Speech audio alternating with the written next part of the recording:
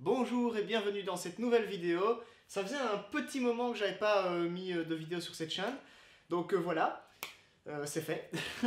Et aujourd'hui, comme vous l'avez peut-être remarqué, j'ai mon petit tablier qui commence d'ailleurs à devenir un petit peu petit. Bref, donc j'ai mon tablier, donc ça veut dire que nous allons parler de science. En fait, je vais vous montrer une petite expérience que j'ai découvert en fait par hasard et qui est assez intéressante. Donc aujourd'hui, nous allons apprendre à faire du feu, à faire brûler du feu sur rien.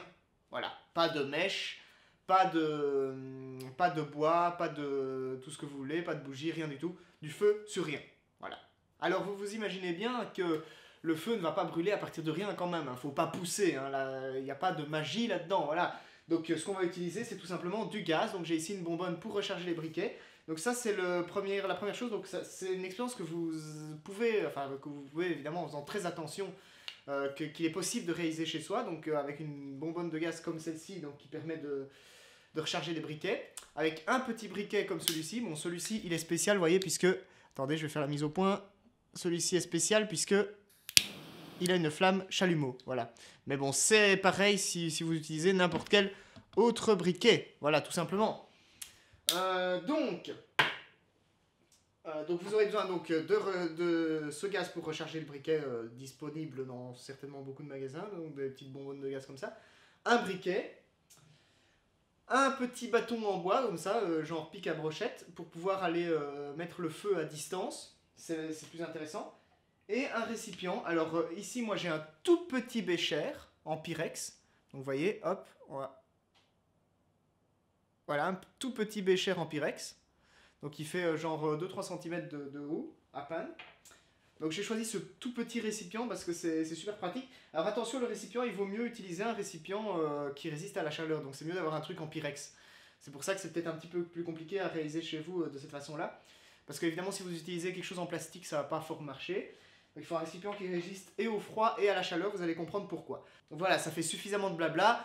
On va tout de suite passer à la réalisation du petit tour. Voilà.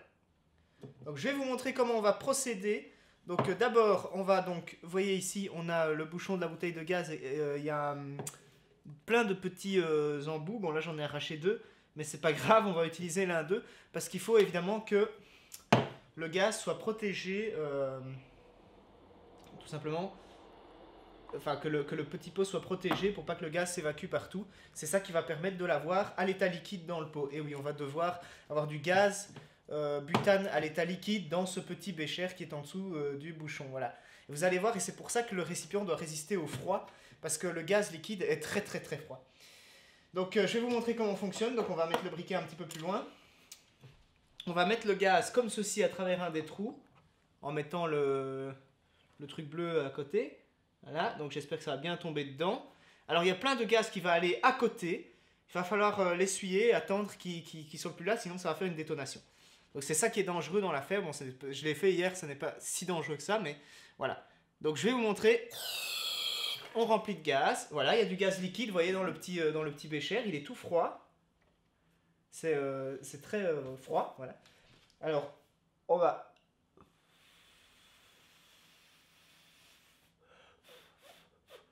Voilà, là j'ai soufflé sur le gaz pour qu'il s'évapore, le gaz qui était à côté. Et maintenant je vais vous montrer ce que je vais faire. Donc je vais tout simplement allumer la petite mèche ici, avec le briquet.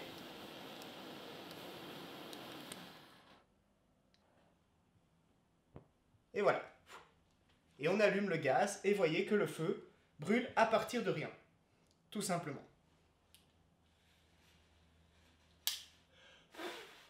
Donc c'est assez joli. Parce qu'en plus, le fond du bécher est très froid et le haut est très chaud avec la flamme. Donc c'est le contraste entre la glace et le feu. C'est très intéressant, je trouve, comme expérience. Alors je vais vous montrer un petit peu ce que ça donne lorsqu'on éteint la lumière. Parce que c'est encore plus impressionnant. Donc on va tout de suite éteindre la softbox et vous allez voir ce que ça donne. Donc là, au début, ce qui est intéressant, en fait, c'est que c'est... on va faire une petite mise au point, voilà.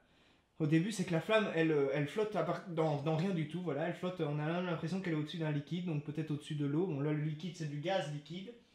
Donc ce gaz liquide, il est à une certaine température, je ne sais pas trop combien. On voit d'ailleurs qu'il s'évapore. Je vais peut-être faire un plan plus rapproché pour vous montrer. Vous allez voir après, ça va devenir intéressant parce que la flamme va s'estomper peu à peu, moins il y aura de gaz. Et il n'y restera plus que le halo bleu que vous voyez dans le fond. Et c'est ça qui est super intéressant dans cette expérience, je trouve. Le gaz liquide dans le fond. Et la flamme qui se trouve donc en train de brûler. Et là, ça dure longtemps parce que j'en ai vraiment mis beaucoup du gaz. Donc c'est ça qui fait que ça dure un petit peu plus longtemps. Et vous allez voir, après, la flamme va progressivement s'estomper. Et on ne verra plus que le halo bleu. Ça va être vraiment très intéressant. Donc vous voyez que ça peut presque faire office de bougie en fait, puisque ça peut durer longtemps si vous mettez une assez grande quantité de gaz. Donc là j'en ai vraiment mis beaucoup contrairement aux autres fois et du coup ça dure assez longtemps. Donc ici le récipient est en pyrex, donc du coup il résiste parfaitement bien à la chaleur de la flamme, ainsi qu'à la fraîcheur du gaz qui se trouve dans le fond. Donc il n'y a aucun problème.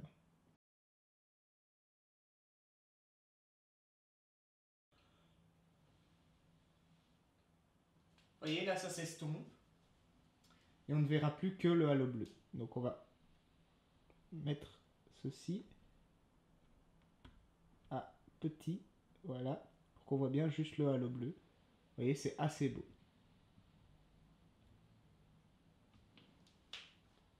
Et à un moment donné, il finira par disparaître. Complètement. Et voilà. L'expérience est désormais terminée. Et donc voilà, cette expérience est une parfaite expérience de pyromane.